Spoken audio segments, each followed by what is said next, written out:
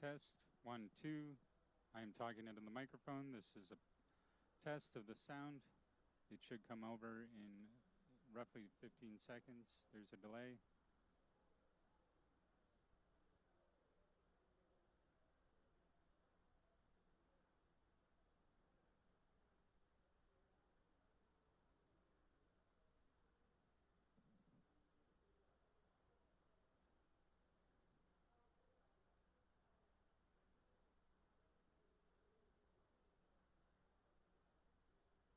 You didn't hear it yet?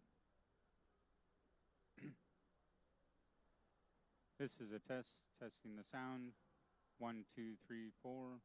Test, 1, 2, 3, 4. Testing the sound.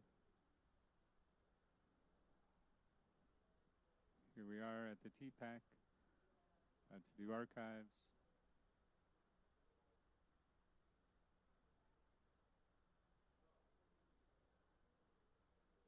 I mean, it's pretty low on the phone.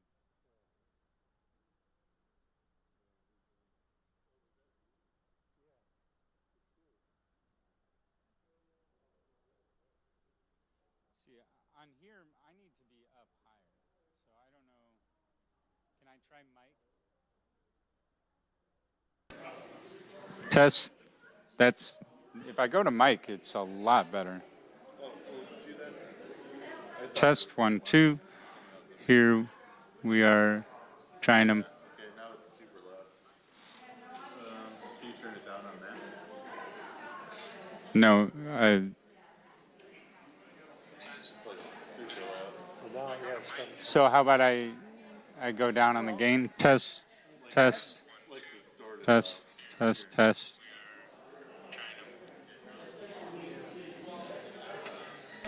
Test. Test. 1, 2. Test. Test. Test. Try it now. Oh. The gain is. Test, test. 1, 2. Here we are. Testing microphone.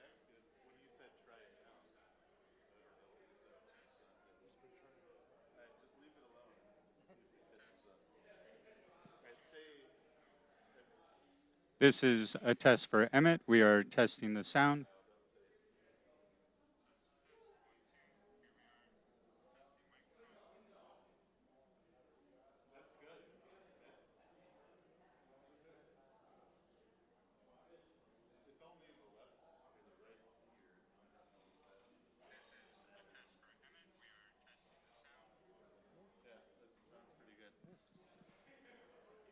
It might change. Did you put it on social media? I will now.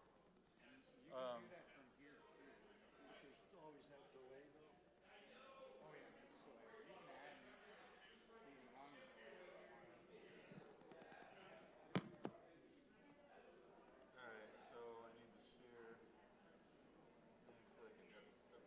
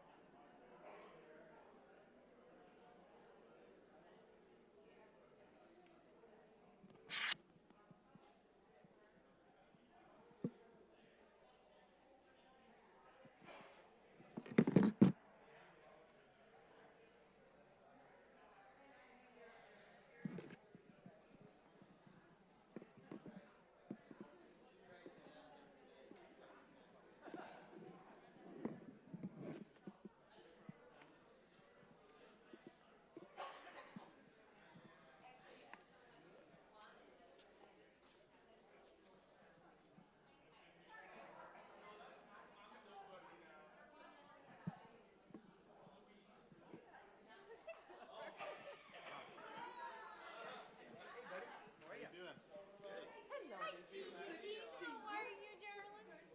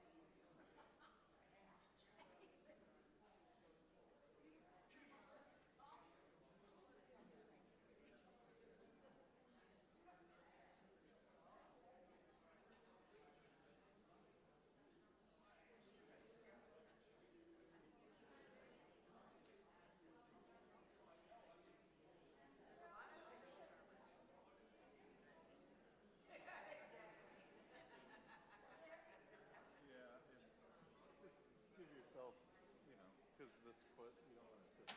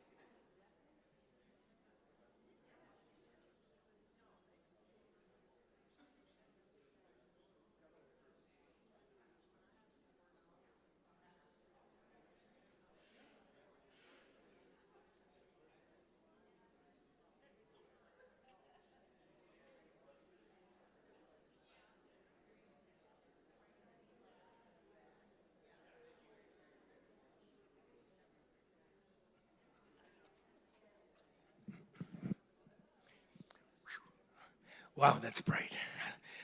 Welcome to the TPAC. We are so glad you are here tonight.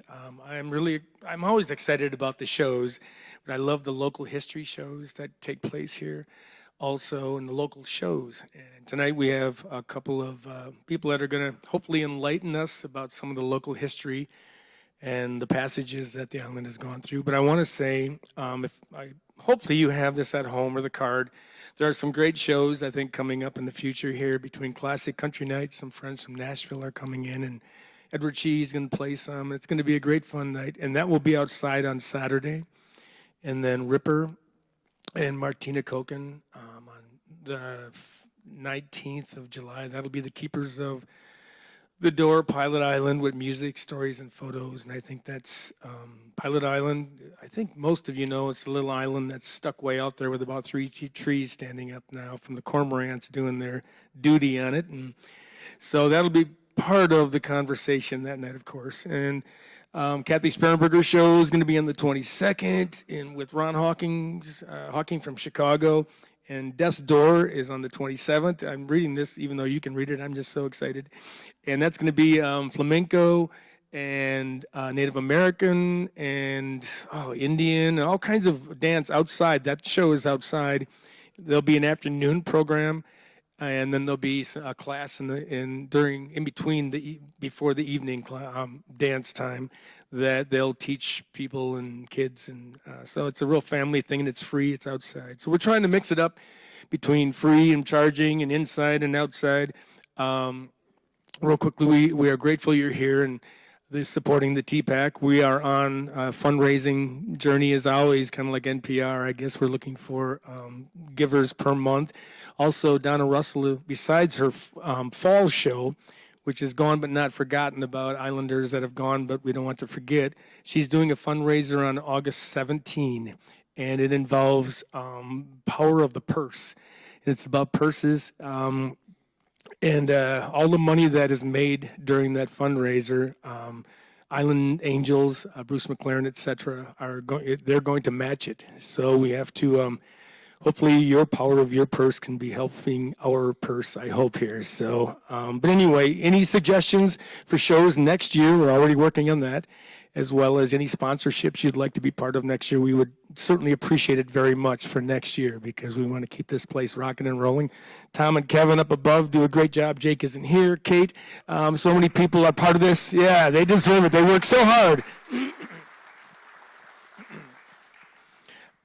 Mike Olson calls them the paid volunteers because they put in so much time. I'm so appreciative of that. Anyway, going on to tonight, Stevie Rice is a cousin, a little distant one a little bit, tied in with Sunset Resort and the Hagans of that group down there.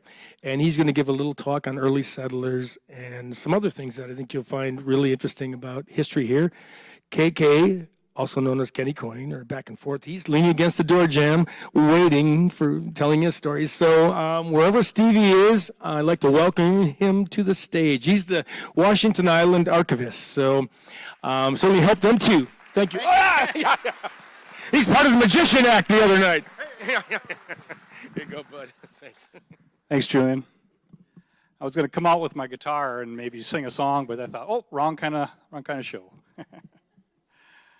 Well, on behalf of the Washington Island Archives and the Archives Committee, thanks for coming out and hearing a presentation about early island settlers of the 1850s and earlier. Actually, the time frame I'm going to talk about is from about 1835 until about 1855. And we'll focus a little bit on the black settlers that were here during that time. They were here specifically 1851 to about 1855. So I guess I'd like to start by setting the stage for our discussion a little bit. One thing I found out into looking into this question about the black settlers of the island here is that there is little information available. There's no documents or records per se, and things had to be pieced together by little clues from other information about other settlers. And one of the main sources, we could go to another, next slide, please. Oh, by the way, that's West Harbor, where the black settlers were. One of the main sources of information is this book by Jesse Minor. Jesse Minor was born in 1850, and he passed on in 1915. And this book was published in 1937, and it was published almost exactly as he had written it. He had handwritten it, and we actually have the handwritten copy in the archives, which is interesting. I tried to compare it to the published book to make sure that they had everything in there, and it was pretty complete, I tell you. But the little mistakes that he would make in a sentence are actually in the 1937 published book, so it's very interesting in that regard.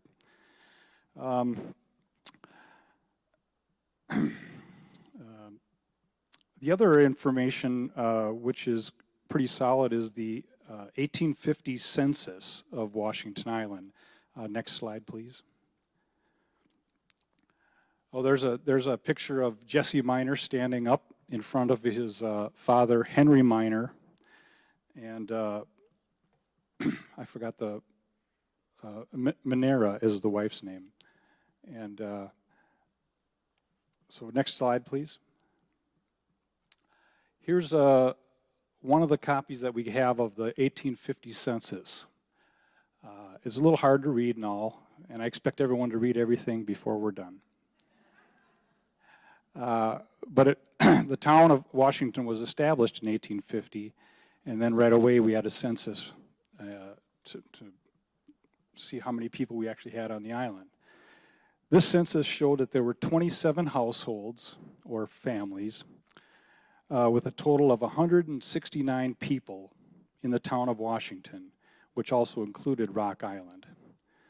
And most of these households, each one was listed with a head of the household, usually a wife, a son or a daughter, and most of them had boarders that were attached to each household. Some had one boarder, some had two, some had three, or even four boarders. And all the people on the census, I would say, were involved in the fishing industry. Fishing was the really only occupation for the early settlers that got here. Next slide, please. This is a picture of one of the settlers' cabins over on Rock Island. And you can see how small it is. If you had a father, a wife, and a couple of kids and a couple of boarders, I'm not sure how they would all fit in there. But I think some of these households or families consisted of maybe 2 cabins or a larger cabin than this one. And I suppose they didn't spend a lot of time in the cabin per se. They were mostly working or doing something until nighttime.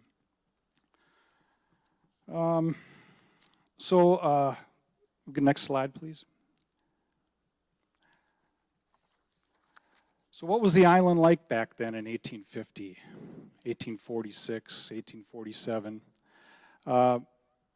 This map here shows the various Indian locations around the island. You can see on the left side there, West Harbor. Down in Detroit Harbor, there were some Indian sites, some camps. And then up where Schoolhouse Beach is, above there, there's some camps, Little Lake, Jackson Harbor. And these are the same places where most of the island settlers first settled, was right on those sites. And they settled all around the outskirts of the island, nothing much in the interior of the island, which I'm assuming was quite heavily wooded still, and pretty much a wild place. No farmland was yet cleared or cut. There probably was some clearings around, but nothing substantial. So everyone settled Washington Harbor and West Harbor, I would say, and some in Detroit Harbor. The island was officially surveyed by the U.S. government in 1835. That's where they drew out all the survey lines, north and south, east and west, and divided it into 40-acre squares. And some of the first land that was purchased from the government were the lots around Washington Harbor in the very early 1840s, 1841, that time frame. The area all around Washington Harbor was first purchased by one individual called Amos Saunders in 1847. Next slide, please. Here's a picture of a two-masted schooner, not Amos Saunders' schooner, but he was a ship captain who sailed two-masted schooners very similar to this one. And this is a picture of the Furlong Dock, or the Young Dock, or the Craw Dock, or the Rainy Dock, depending on what generation you're referring to as to who owned it. This photo here, I believe, is from around 1912 or so, 1913. Maybe one of the last schooners that was around. But Amos Saunders, he was a ship captain who sailed out of Green Bay mostly, and he would take his ship from Green Bay, sail it past the island, and take it all the way down Lake Huron and all the way down into Lake Erie and go to Buffalo, pick up supplies, and then come all the way back and sell them in Green Bay. And along the way, he would stop at Washington Island and drop off supplies, pick up other supplies for people. And we'll learn a little bit more about Captain Saunders a little bit later. Next slide, please. And of course, one of the main reasons that the settlers came to the island was because the fishing was pretty good. Most of the work, or all of the work here, was fish related. Whether you were one of the coopers who built the barrels that packed the fish in, or if you were helping repair the boats, or actually building boats, or tending to the nets. It was all related to the fishing up here. Next slide, please. Here's a little picture. It looks to me like that could be Pilot Island in the background back when it had a few trees. And you see the boat there. That was one of those Mackinac boats that all the fishermen seemed to use back then. And you can see the size of it as compared to the men standing in it. The caption on this reads that they're tending to their pond nets. And so this one doesn't have sails, but these Mackinac boats usually had two small masts, and they were quite capable of sailing pretty good distances here on the Great Lakes. And a lot of fishermen of the early times used these all the time exclusively. Next slide, please. Here's one that has some masts on it.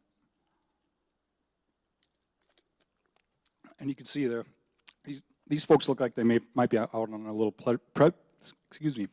pleasure cruise, but they were definitely sturdy enough for three gentlemen to go out fishing in.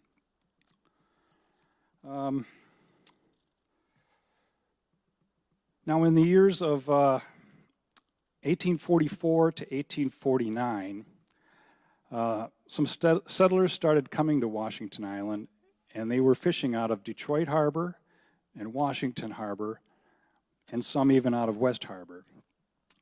But there was quite a few who came to Rock Island and fished out of Rock Island. Some of the estimates by the historians that I've read that there might have been close to 50 people fishing out of Rock Island at one time. And it was commonly known as the Illinois colony because almost all of them came from Illinois. One of those early settlers who was over on Rock Island around 1844 was, his name was Robert Graham. Next slide, please. And Robert Graham was one of three brothers who came to the Washington Island area. They were originally from Painesville, Ohio, which is over near actually the border of New York on Lake Erie, kind of near Buffalo. And Robert, he came to the island about 1850, but then left, or 1844, he only stayed until about 1850. He was able to be here long enough to be on the census, but it shows that he later went to, he went off island and settled in Egg Harbor area.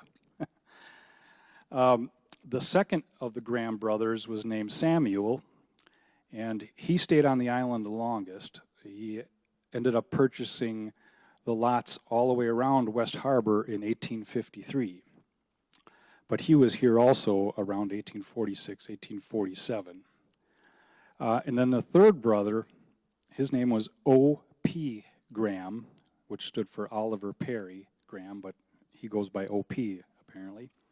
He came to the island last, around 1848, and he was also listed on the 1850 census. Apparently he had a little larger sailboat than the Mackinac boats that you saw earlier, and he did quite a bit of sailing in order to go down and sell the fish that were bought here around the island. He was also associated with the local fur traders, and he also was able to barter with the Indians quite well. They thought very highly of O.P. And he is also noted as one of the first settlers of Sturgeon Bay, arriving in 1850, according to their records. So, although he came to Washington Island, he didn't stay very long. He was able to be on the census of 1850 and then must have moved right on after with his family. But one of the most interesting things I found out about O.P. Graham is his listing in the 1850 census. Let's take a look at the next slide. It's a little hard to read, but you can see up at the top there, it says Oliver P. Graham. Not the very first one, it says Pike. But so Oliver P. Graham, he's considered the head of the household. Next is Mary at 23 years old, that's the wife. Matilda, 2 years old. Looks like a little Oliver, might be 2 months or something like that. I can't quite see that one. And then we have a boarder called George Woodruff, who's 25 years old. He's a male, and then he's got a B in the next column, and that column is for the color. So all of a sudden we have a black man who's a boarder with O.P. Graham on Washington Island. And when I saw this, I said, well, this is some confirmation of that there might have been really black settlers here.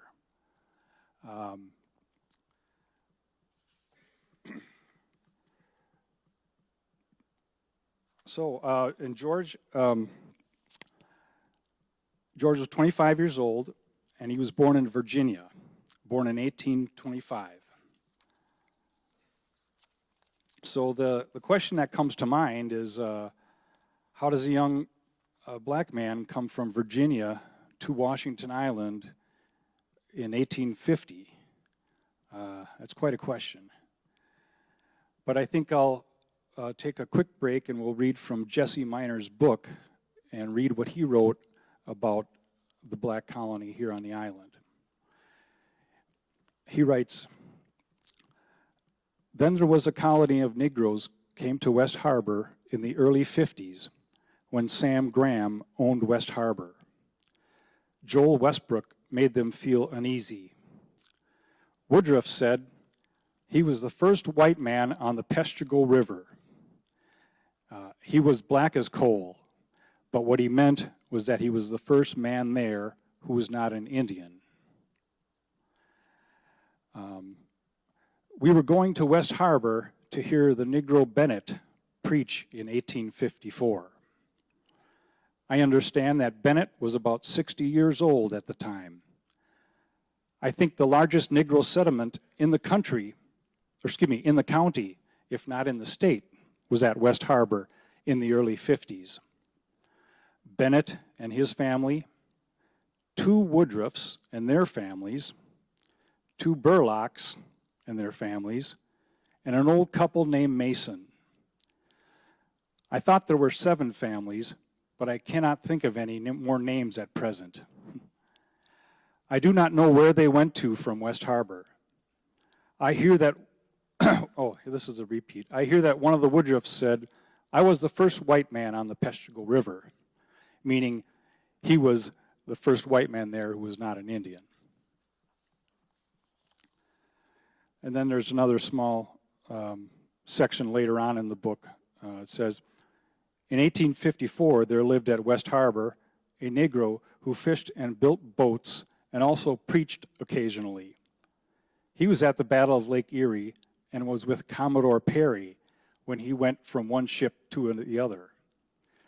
If you will look at the picture of the Battle of Lake Erie, you will see a young black man in the boat.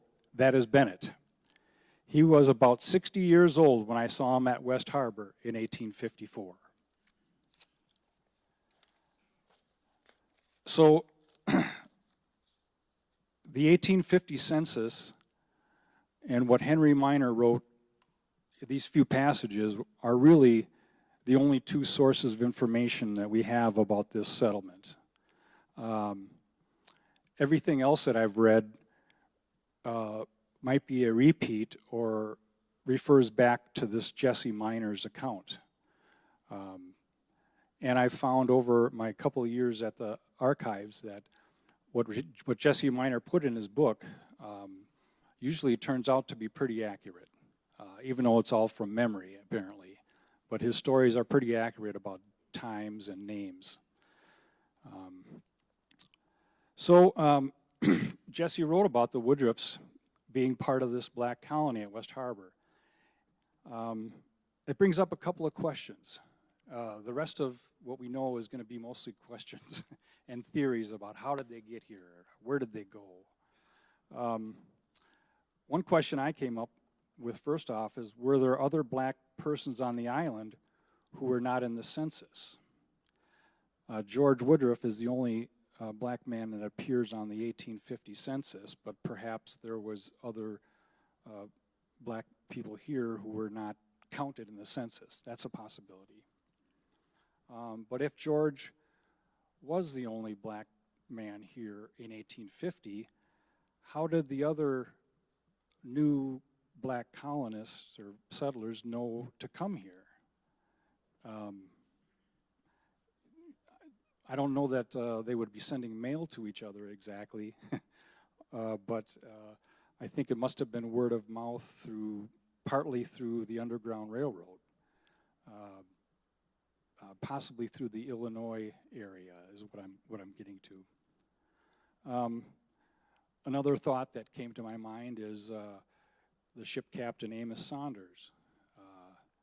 He would travel between Green Bay and then go all the way down to Lake Erie and stop in Sandusky, which was lower Lake Erie, and then he would travel over to Buffalo, which is considered upper Lake Erie. So there's plenty of opportunity if he was to pick up a few passengers to take them back up through and around, another possibility.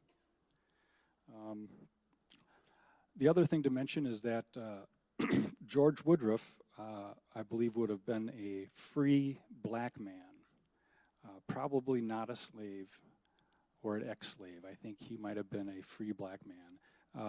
The only reason I say that is because he was counted on the census. So I don't think somebody who was an escaped slave would try to be on the census too much, but we don't know that for sure, though. Jesse's book also talked about another clue, though, of where George came from, perhaps, before Washington Island, when he talks about being the whitest man on the Peshtigo River. So the Peshtigo and Menominee Rivers are right across Green Bay, not too far away, and Mackinac boats of the size we saw could easily travel back and forth between those areas. And so it's possible that George came up from Virginia and then worked his way up into that area of Peshtigo area. There was also free black men who were miners up in that area, and it's possible he was one of those too.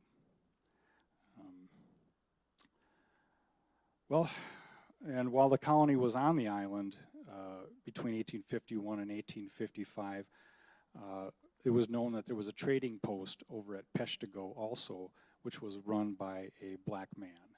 So I think there was some trading going on between the black settlers on Washington Island and the black trading post over there in Menominee. It's also possible that he came up to Washington Island through the Illinois colony when they came up here in the late 1840s. Next slide, please. This is part of a slide showing some of the slave escape routes or slave routes that freed slaves would take. And so eventually, however, George got the word out or to the other settlers, they came. Like Jesse described, there was several families eventually. I believe the most of them probably came around 1852, probably maybe a couple at first and then a few more, and then by 1852, 53, we've got the 7 families he talks about. And at this time, there was also, of course, steamships that came into Washington Harbor and picked up freight and passengers and dropped off freight and passengers. And they were also picking up the fish that all the fishermen had produced here.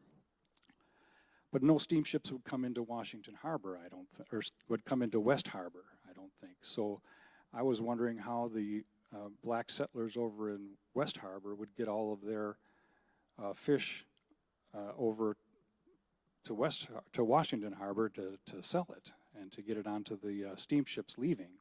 So they would have to probably sail their Mackinac boats over to Washington Harbor and take care of all that instead of going overland, which all was probably just trails at the time. And it says in the Advocate, Door County Advocate of 1852, it said the schooner Leviathan picked up 1,000 pounds of fish at Washington Harbor. So the fishing was pretty good in those days.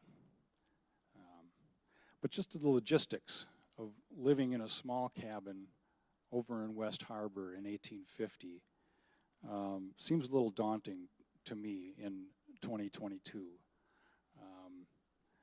Other than fish, did they hunt for deer?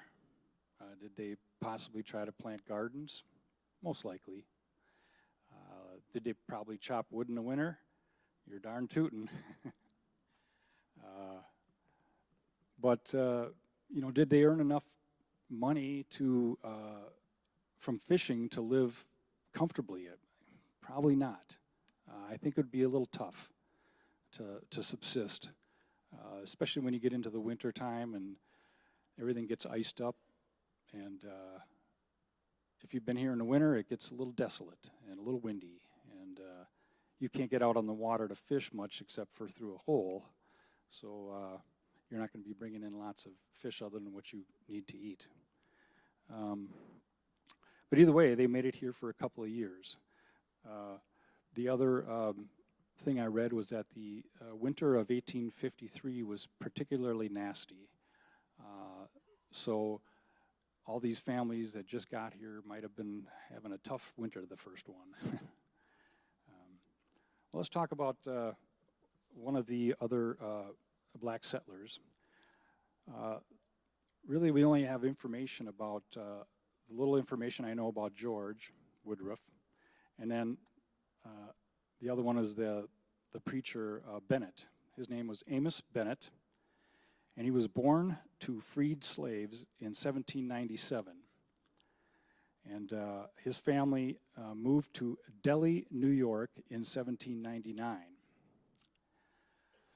By 1835, he had arrived in Lake County, Illinois, which is north of Chicago there, and was the first African-American settler there, eventually owning over 140 acres. At that time, for a freed black man, that was pretty darn good. He had many community involvements down there, including organizing of the 30 other families to pool their money and purchase a 3-acre tract of land to create the Warren Township Cemetery. His brother Abner was a preacher. Actually, Amos Bennett was not a preacher, but his brother Abner was. And his brother organized Sunday services in the White Lake Methodist Church. And the last recorded document of Amos Bennett being in Lake County are from 1852, when he sold his remaining land holdings. And there was no more record of him being in Lake County after that. And although he was not an official preacher, it appears that Amos did some preaching, as he had been heavily involved in the church goings-on in Illinois. Now, George Woodruff and Amos Bennett appear to be freed men, but were the other families that were mentioned, were they free also? We don't know this. I would assume that most of them were free or ex-slaves who had been freed. But what that brings us to now is something called the Fugitive Slave Act of 1850. Now, this was a law that was passed by a federal law passed by Congress. Earlier, there was a Fugitive Slave Act of 1793, written with the intent to enforce that all escaped slaves would be returned. And it sought to force authorities in free states to return fugitives of enslavement to their enslavers. Of course, many free states wanted to disregard the 1793 Fugitive Slave Act. And in response to the weakening of the original act, a Democratic senator named Mason of Virginia drafted the Fugitive Slave Act of 1850, which penalized officials who did not arrest someone allegedly escaping from slavery and made them liable to a fine of $1,000, equivalent to around $35,000 in today's money. Law enforcement officials everywhere were required to arrest people suspected of escaping enslavement on as little as a claimant's sworn testimony of ownership. So somebody could just claim that they owned the slave, and that was enough. Habeas corpus was declared irrelevant, and the commissioner before whom the fugitive from slavery was brought for a hearing, no jury was permitted. In addition, any persons aiding a fugitive by providing food or shelter was subject to 6 months imprisonment and a $1,000 fine. Once again, $35,000. And officers who captured a fugitive from slavery were entitled to a bonus or promotion for their work. So they were doing everything they could, really, to make this 1850 Escape Slave Act really have some teeth. Enslavers needed only to supply an affidavit to a federal marshal to capture a fugitive from slavery. And since a suspected enslaved person was not eligible for trial, the law resulted in the kidnapping and conscription of free blacks into slavery, mistakenly, of course. As purported, since fugitive slaves had no rights in court and could not defend themselves against accusations. And the act did adversely affect the prospects, of course, of escapes from slavery. Now, so this 1850 law obviously was on the minds of the freed black people who were up here. Turns out that in 1855, the Wisconsin Supreme Court became the only state in the United States to declare the Fugitive Slave Act unconstitutional. And that was because of the result of a case involving a fugitive slave named Joshua Glover, who was helped by somebody named Sherman Booth. And it was found, the Wisconsin Supreme Court found it was unconstitutional to punish these people. And then by 1855, the whole act was repealed.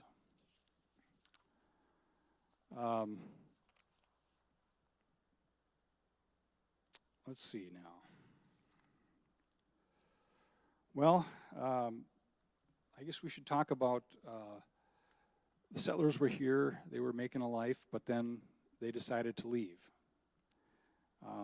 Was it because of the Fugitive Slave Act? It probably had something to do with it. One other reason, which I found out was quite interesting, was that there was a change of ownership in the land over at West Harbor. We can go to the next slide finally, and then skip to the next one. Okay, this is a copy of the land abstract over at West Harbor. And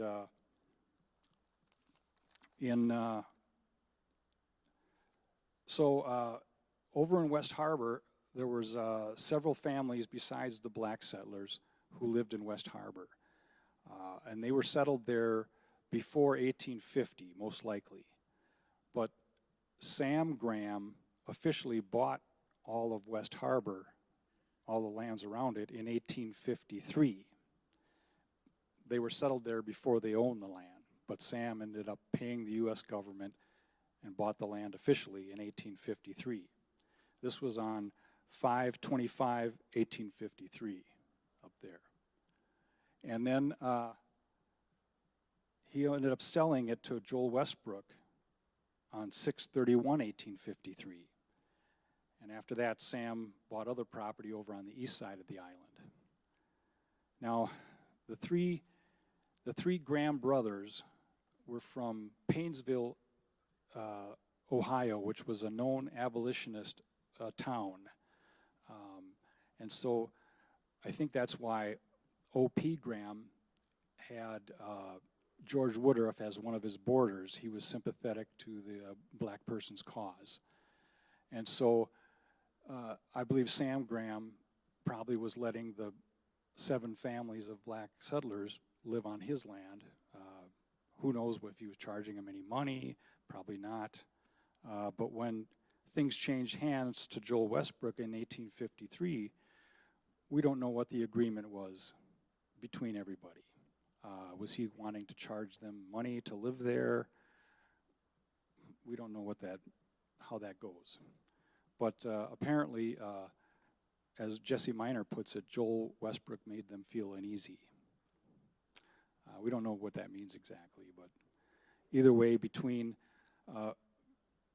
being a landowner with several families of people on it who might not be runaway slaves, who might be, he was liable in some regards. He could get fined those $35,000. Maybe that's why he made them feel uneasy, because he wasn't sure about them.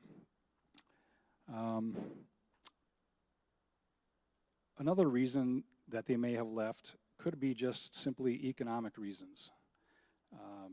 Perhaps there just wasn't enough here for them to thrive and make a headway. Those tough winters, I don't think wouldn't allow you to get ahead too much. And with, where did they go? Nobody knows. Nobody knows. Could be Canada. I've searched several known black settlement sites in Canada, and no mentioning of any of the names that Jesse Miner mentions. And in 1855, there was another island census. This one listed just the head of household and then how many people were in each household. And none of the names that were on the 1850 census or any of the names that Jesse mentions, none of those people were here in 1855, so they definitely moved on. Jesse mentions that they were going to see the preacher Bennett in 1854, so they could have left before the winter of 1854. You know, nobody would want to travel and leave in the middle of winter, so it'd either be in the fall or in the spring. But definitely by 1855, they had moved on.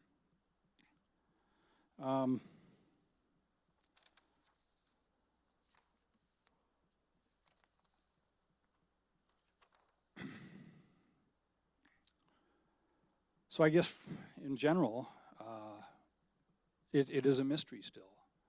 But at least we have some information that shows pretty definitively that there was a settlement here on Washington Island. And the fishing was the main part of why they were here.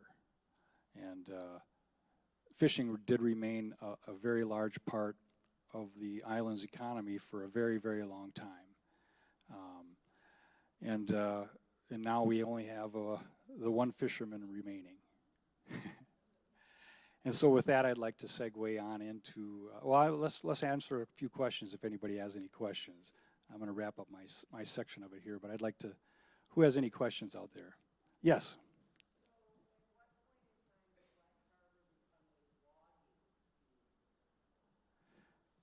That was a little bit farther on. Well, before that, mostly like 1880s, that started to take off. You know, late 1870s, when Freiburg owned part of the harbor down there, and then he ended up building a dock, and then some of the larger sailing vessels could get in there and stop, and they could pick up the logs right away, right there, and so people were transporting their lumber down to Freiburg's mill. Yeah, right around 1880, that really took off. But by 1900, it was done, basically, you know.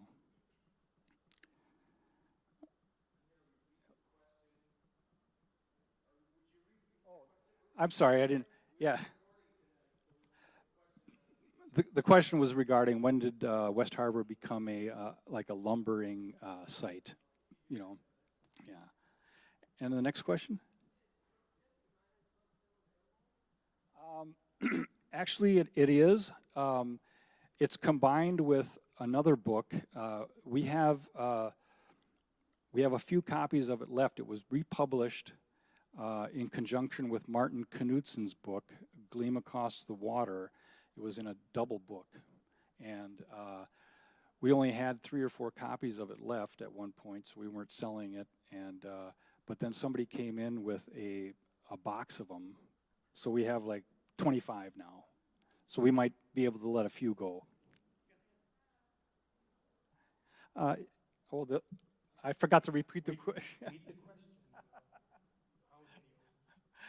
The question is if we have Jesse Miner's book available, and I would give that a soft yes. Yes.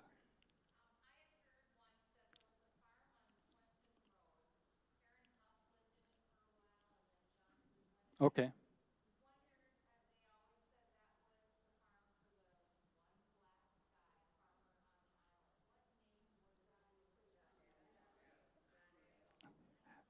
Oh, yeah, the question was about the farm on Swenson Road where Jim Goodwin lived, and before that was Karen Huff, I think you said. And the man that lived there was named John Adams. John Adams, yes. And he farmed there, and yeah. Any other questions? Oh, Jim Morris up there.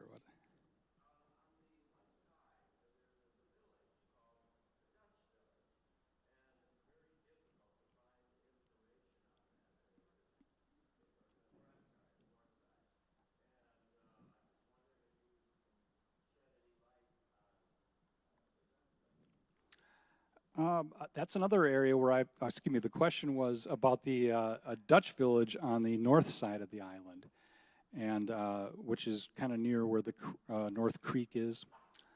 There was a village there, and the information on that one's pretty scant also, I gotta say. We do have a list of some of the names of the families that were there. Tinkler is one, or Trinkler is one of them that comes to mind. The Dutch settlers that were there were basically there until and just into the Civil War, and then after that, they moved on. Once again, I think that area was just a little too harsh for fishing to be successful. So they were there for maybe the late 1850s into the 1860s. Like I said, and then once the Civil War was really underway, they all had to leave basically, and so not much information on it really, other than what you see, a couple of cabins there still, or maybe one little cabin or part of one. Any other questions? Oh, here we go over here. Yeah. Yes. Oh,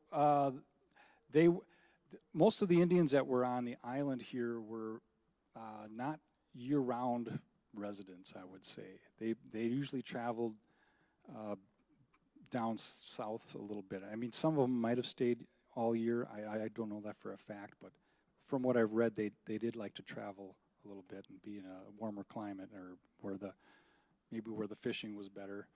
But yes, there was some on the island, I believe. Not very many though. Once all the settlers got over on Rock Island, they lived together with the Indians over there for a short period. But there wasn't too many around on the island itself, Washington Island, at that time. And like I said, most of the sites where they had lived for generations were kind of semi-cleared, and that's where the settlers ended up building their cabins and such.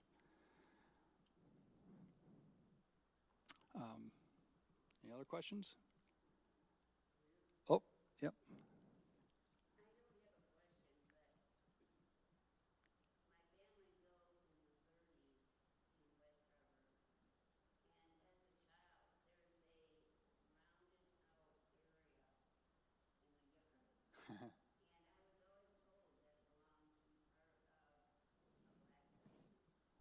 Ah, okay.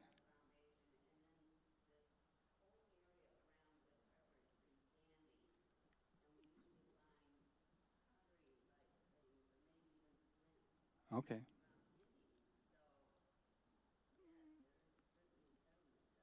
Yes, yes. And what's your what location are you at?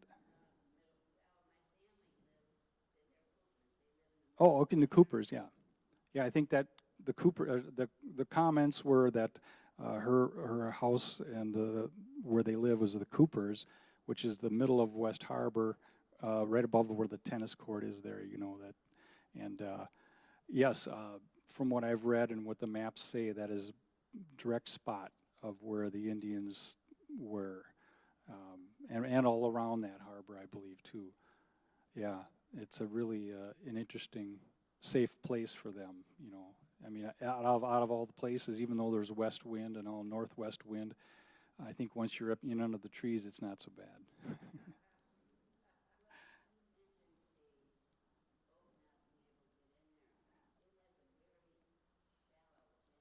Right, right.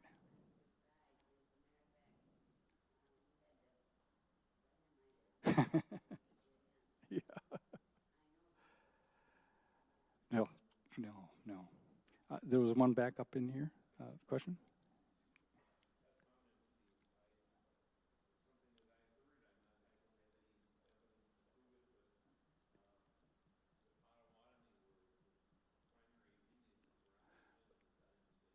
Correct.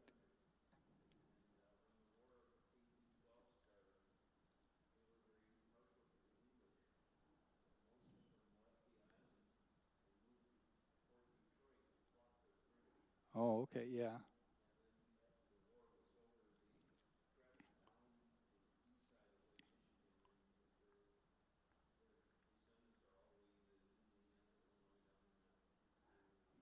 That makes sense.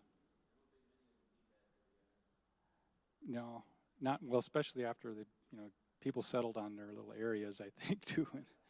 Yeah, yeah. Another question in the back?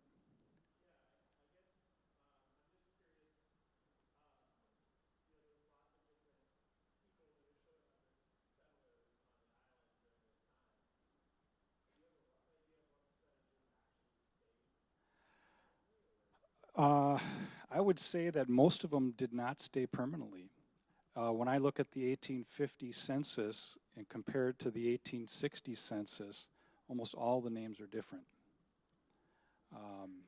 So some of them are, you know, some of them are on there. I think there was a family named Rowe. They're on that one, but a lot of them didn't stay longer than that 10-year stretch. And then 1861, the Civil War hits. Between 1850 and 1860, the population did go up quite a bit, I believe. And then 1861 hits, and the war, and all the gentlemen leave to go fight the war, and their families can't sustain themselves by themselves. So there's a great exodus from the island, and it took a while to recover up here from that, as far as people moving back up. And then once they did, after Civil War, then it was the farmers and those type of people who came, I mean, fishermen also, but then farming took off after that. And so there were more permanent settlers, you know, that started having generations up here.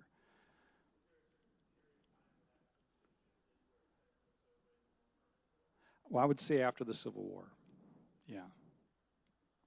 That was a big defining part of the island's history, where I think it went down to like the 250 people on the island during the Civil War.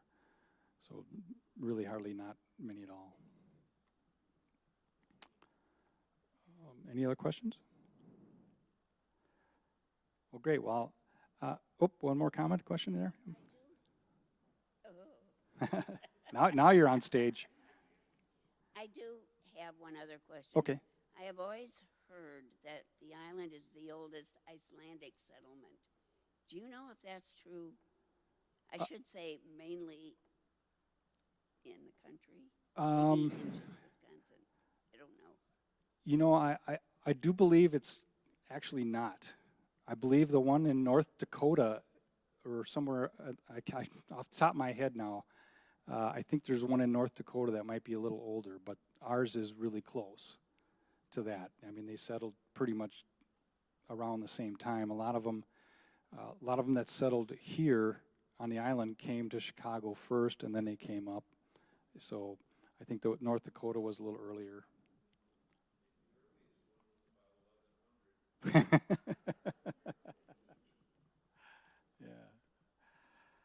Okay, well, I think I'll turn it over to the fisherman, Kenny Coyne. Well, one more announcement.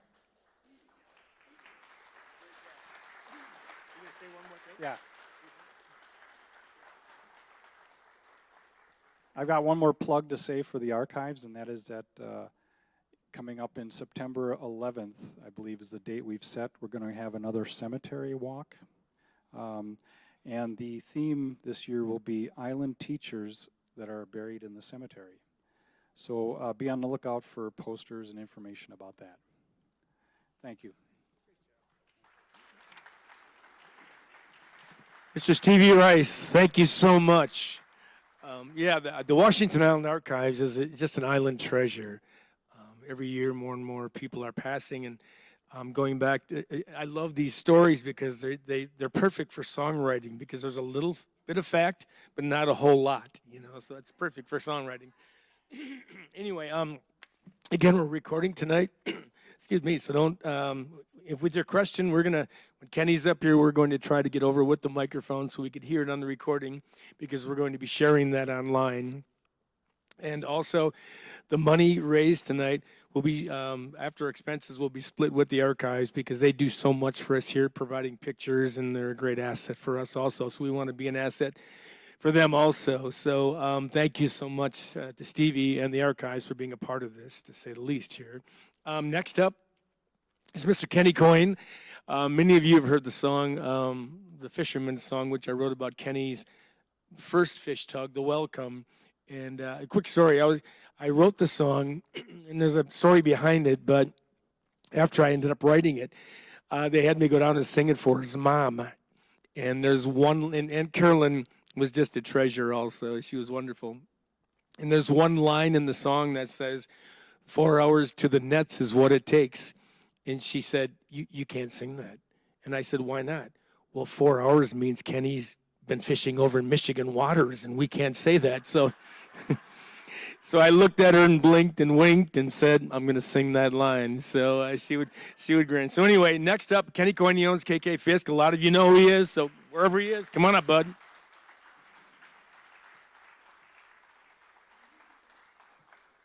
Thank you. This is an honor.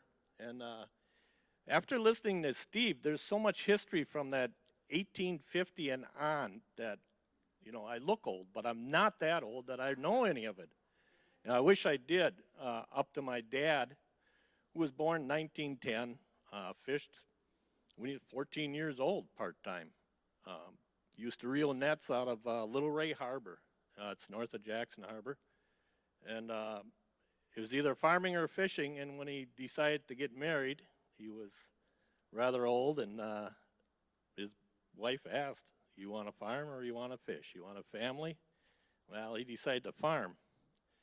So I ended up fishing the first 17 years, or farming the first 17 years of my life with him, and then the next 13 fishing.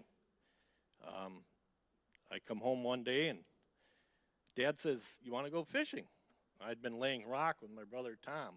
And I said, well, yeah. And I headed for the fishing pole. He goes, no, not that kind. And I stopped. He says, commercial fishing. Commercial fishing? I said, well, I don't know. I said, can I do it? He says, hold out your hand. He says, they're big enough. 51 years ago. Yeah, that's how I got into it. Lots of stories. Some of them would bore you, so I don't know where to start. You know, there was ice fishing. We docked the boat in the Cut, which is used to be there. It's not there anymore. Little spot between Rock Island and the island that the fishermen could get through with the fish tugs when the water wasn't as low as it is right now. It filled in. I don't understand why it stays filled in, because it's nothing but cobblestone. But winter fishing there was quite interesting. Of course, Jackson Harbor freezes up. Not as bad as it used to, but we'd have to get out usually around the first of the year and go to Detroit Harbor, let the ice set in at the Cut, and then we'd go back and we would tie to the ice. And we'd take trucks and we would drive from McDonald's, by McDonald's house where the cable crossing sign used to be, out to the boats and, you know, go fishing, come back the truck right up to the boat with the, you know, water there, and unload our catch. Well, one story in particular was gassing a fish tug in the wintertime, and being we were farming, had farmed, we had milk cans. So instead of milk, you put gas in the cans. So standing out in the weather, on the roof of the boat, pouring gas, and we only burned 35 gallons a day. So that was quite the chore. And we come one morning after a blow, and it was still blowing pretty good, and tied in the Cut was the Welcome, the Blue Ranger, and Miss Judy. Well, the Miss Judy and the Ranger had taken a little trip on their own and gone down, and one sat on each side of the Cut on bottom, you know, went aground. And it was blowing so hard you couldn't row a boat, so we took a long line and put, I think it was Harold Greenfeld and Steve Ellison, Jakey's brother Steve, in the boat, and then we let them go down, you know. And first one boat got on one boat and then got on the other, and both of them fired up and they just backed right off. Yeah, real close to those boats heading down the lake. Yeah. So fishing for 51 years has been a privilege. You know, how many people can say every morning they want to, I'm going fishing? You know, a lot of people dream about it. And, you know, today I went fishing. I had 3 whitefish and 1 lawyer. It still beats work.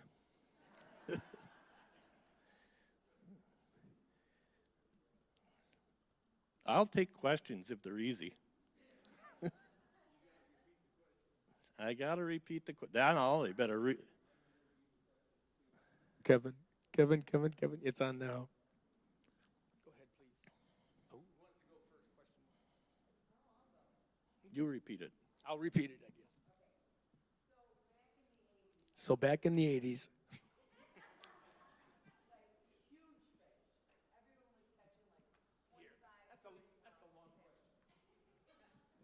Back in the 80s, I remember Pete Bill catching huge fish around here.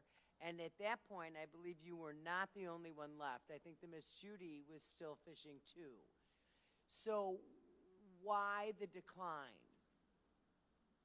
By huge fish, are you referring to? Salmon, but I know you fish whitefish. But there was, after it was like there were like 3 years of boom years of fishing. Well, And then a major decline all the way around. yeah, How do you explain that?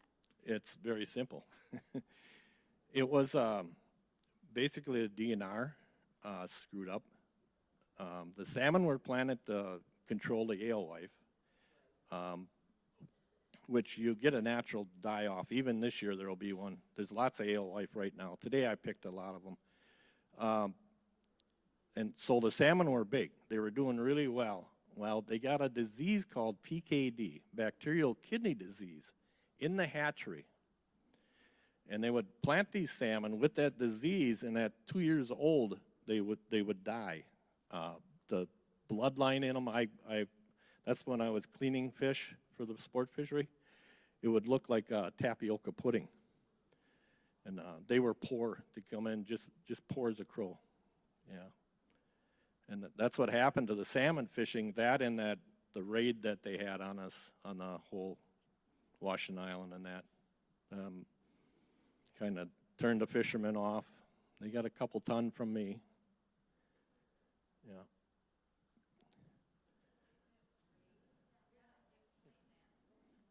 It was implemented by the DNR. There was people that were processing fish different than what they wanted them processed, but when you catch your limit, and limit, that's a funny thing, you know, if you go to Canada or some other place fishing, you're only allowed quite a few places to bring back twice your daily catch. So if you go for a week and you catch, I think it's walleye in Canada is 3, and so you catch 3 a day. Well, then in 2 days you got to either eat them, ship them, or you know you got to get rid of them. You can't be caught with more than 6 fish. I don't understand. they were stopping at the ferry on the mainland. They were stopping vehicles and just taking the whitefish from the people that were stacked. There's a big stack of them on the ground, as I remember here. So Salmon, you mean? salmon, yeah.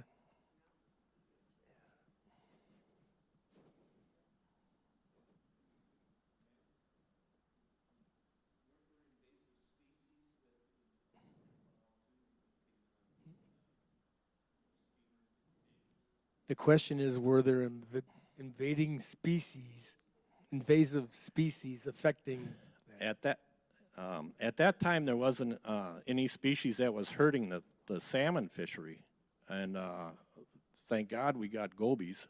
I mean, we wouldn't have a fishery, either sport fishery or commercial fishery right now if it wasn't for gobies. Everything is eating gobies, you name it, including the cormorants, of course, but yeah. No, they've been a godsend. Supposedly the zebra mussels are going to be beat out by the quaglia, or however in the hell you pronounce it. But I have seen a decline in them, in the zebra mussels and that. The gobies, a whitefish, I've seen up to 27 gobies in a whitefish, 37 in a lawyer, packed in just like cigarettes in a pack. All sizes. explaining what gobies are? Oh, gobies is an invasive, just like the alewife. I tell U.S. Fish and Wildlife was here in March, and I told that guy, "You're lucky you got gobies." And it is feeding the cormorants too, but those blackbirds have to go. I just had a chat a couple weeks ago with New York Times, and I'm proud of the guy that interviewed me because in the end he says, "What do you see as a problem on Washington Island?" Well, he opened the door. He got an earful. I told him right out, they got to go. I told him it's an absolutely useless bird worldwide.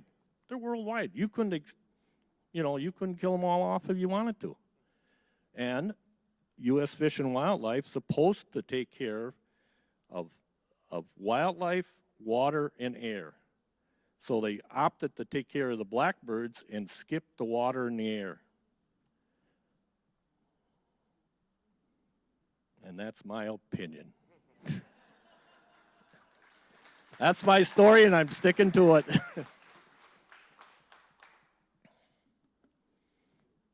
Oh, another question. Coffee is at 6, and I usually leave the restaurant at maybe the crack I ate. I'm not mad at them. It doesn't take that long to pick 3.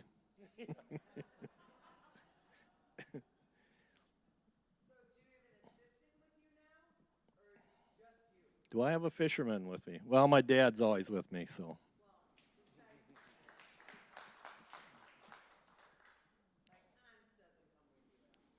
Hans would love to, except he gets seasick. Yeah, and Jesse knows the whole process, but he picked up a pretty good gig. Yeah, him and his wife gave me my first grandson. Yes. Tom will get on the boat in December, and he gets off in April. Or any days in between.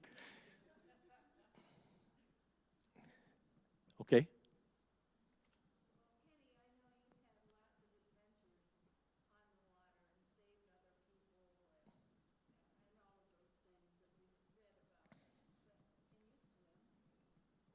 The question is, can Kenny swim? How good? Well, it'd take me a little while to drown if it wasn't 47-degree water. I do all right on my back.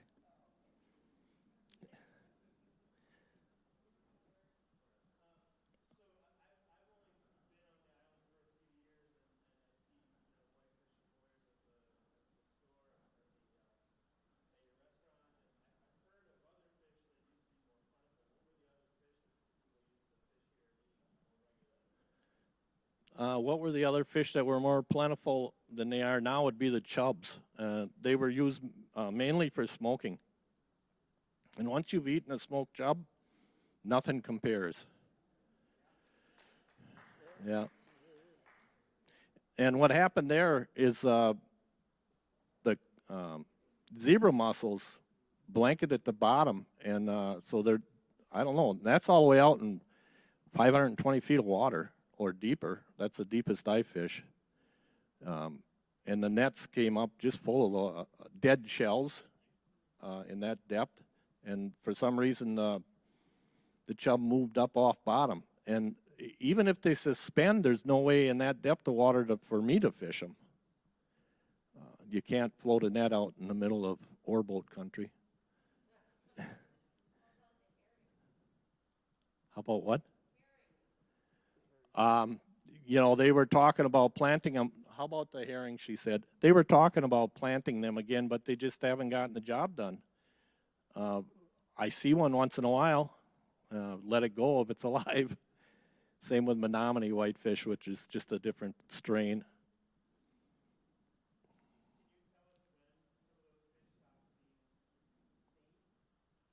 Chubs is, probably 10, 12 years ago that they pretty much disappeared. I don't know that they're gone. I just know that I don't see them. if they used to be in the bay, and I don't know whatever happened in the bay, but the little worms that the chubs and the whitefish and everything ate, all of a sudden they were dead.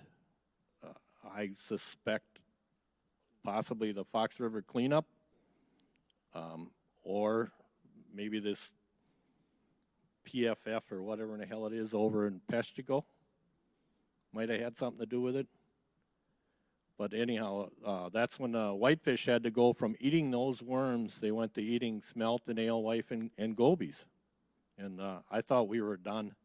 They tried eating zebra mussels and quaglia, and you could tell when you got a fish with the stomach was like a rock, and their shit tube should have been the size of a swizzle stick, and it was as big as my little finger, and you couldn't even squeeze those shells out of them.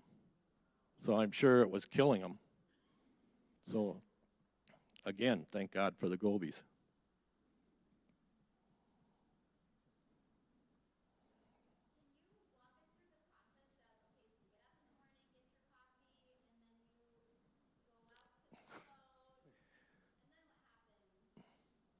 Whatever I feel like doing.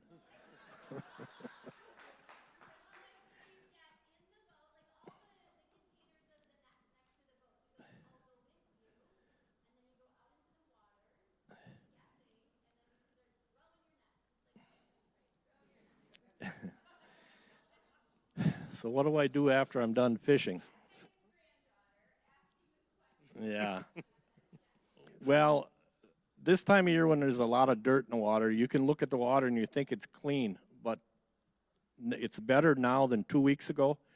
2 weeks ago, if I had a whitefish coming up, I wouldn't see it until it was 15 feet down.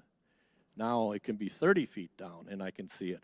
And that doesn't mean the water is totally clean, because in the spring of the year, I have seen 13 corks 10 feet apart in the water. That's when the water is clean.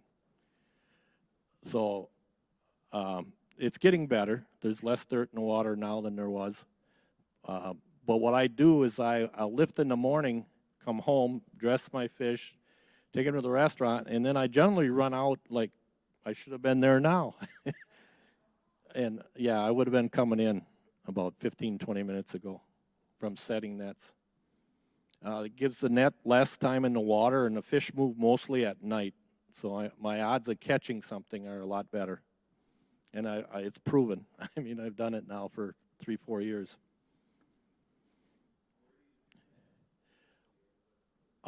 Where do I set right now? Mostly in Sport Fisheries Way on the east side of Rock Island. Yeah, I gathered some sport gear the other day. I come to get my buoy, and I had a planer board kissing my buoy. So, but I'll give it back if I can figure out who it is. Is a swallow back this year? Pardon? There's a swallow. There's a Oh. swallow that stays on, comes Yeah. on the fishing boat every year and nests. I've had up to, Julian mentioned the barn swallows that I have on the boat, and a lot of people think, why do you put up with them? You know, they shit all over everything, including my hat. But so what? I mean, they're great company, and this year more than ever, the mother has actually, one day that was blowing from the northeast, she rode right with me. She didn't get out of the boat. I had open door for her, but she wouldn't get out of the boat. She sat 3 feet from me on top of my knife sharpener, and rode it with wings up now and then, and yeah, it's pretty cute. Yeah, the young ones just flew the coop here 2 days ago, and I think it's probably 10 years that I've had at least one nest. I only had one nest this year. But the interesting thing is she may lay another batch, and if she does, the young ones from the first batch will help take care of the young ones from the second batch. Yeah, I wish I could tag them somehow, just to find out, you know, it's got to be them coming back. And you said some years she would fly out of the boat as you went out the harbor, and then. Oh, she'll come find me if I'm gone too long. Yeah. She's found me. She down by Little Islands. She come one day, you know, if you got her young too long, she's got to feed them. She's vigil, yeah. Okay, one more story on that, on the barn swallow. Last year, I'm lifting east of Rock Island, all the birds that flew the coop, and all of a sudden, a mass invasion of them. They're coming in the doors, and I'm like, what the hell is going on here? And it settled down, and I look back, and here sits the mom, the dad, and 5 little ones on the reset pipe in the back of the boat. Yeah, like, goodbye. Yeah. Yes. Oh, well, what was my best day? That would probably have to be the day we had 7,500 pounds. And that was in March. My dad had never seen it. I've never heard anybody talk about it, but I had a 1/4 mile of net come to the surface full of fish. And the seagulls were even shocked. They didn't even bother them. I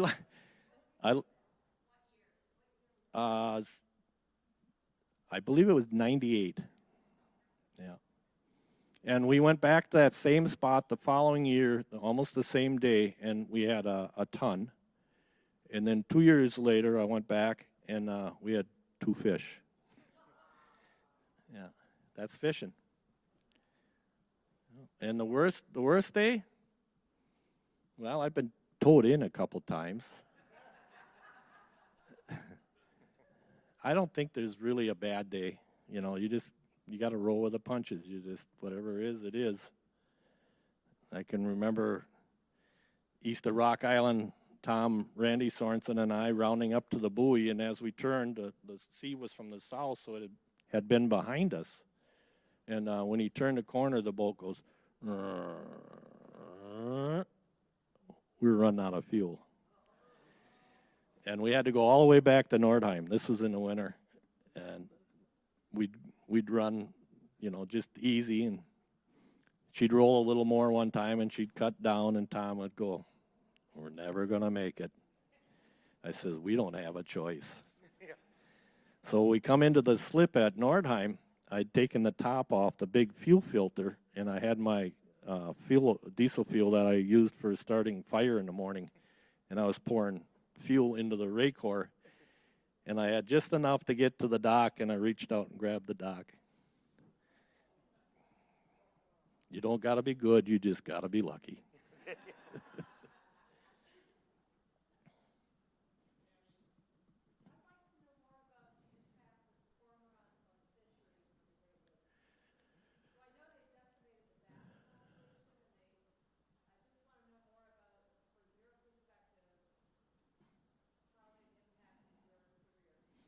Well, you know, it's hard to tell when they eat any and everything. So they're eating small whitefish, they're eating smelt, alewife, anything, perch. Even fish guts. I've thrown fish guts out. Well, they fell out of the boat, but outside of Jackson Harbor. And the cormorants will go down and grab a piece and bring it up, and then the seagulls mug them. But yeah, they'll eat anything. Detroit Harbor, the perch fishing from when I was a kid till now there's no comparison. You know, it's U.S. Fish and Wildlife has taken our way of living away from us here. In other areas where the cormorants have been chased out, the perch are coming back. It's not too late, but it's got to get done.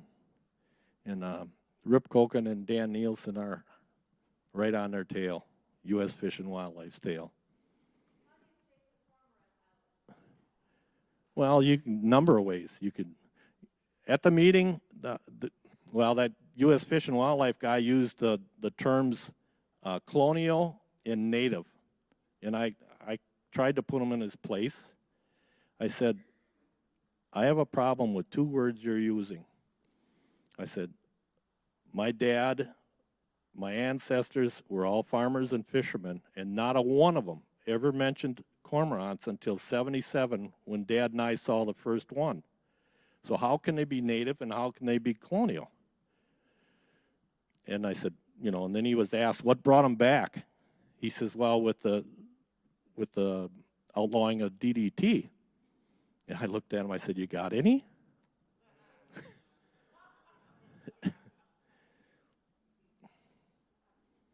No, they gotta go. They gotta go. Here's my explanation on, I've got two of them. You know, lamprey eel was a major problem for years. And DNR studies the study of the study they already studied the study of. So after all that got done, they realized they had to do something about them, so they took up poisoning them in the streams and rivers, which worked. But then they quit. It was just a matter of 2-3 years, and they started back again. And so they learned that they had to keep on them. So that's what they got to do with these cormorants. They got to keep on them. They don't allow them to live on Hog Island because that's for egrets and seagulls.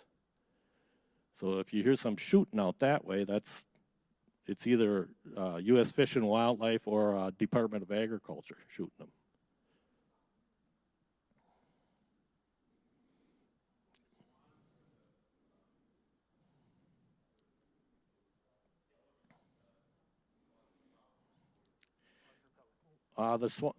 Do the swans or pelicans cause me a problem?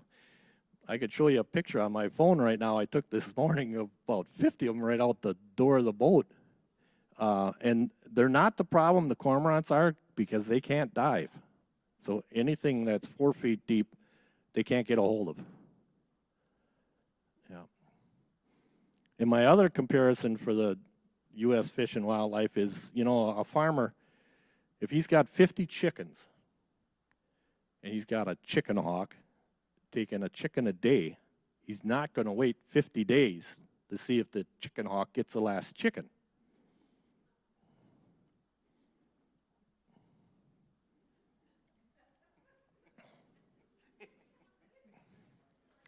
Anything else? Thank you. I give up.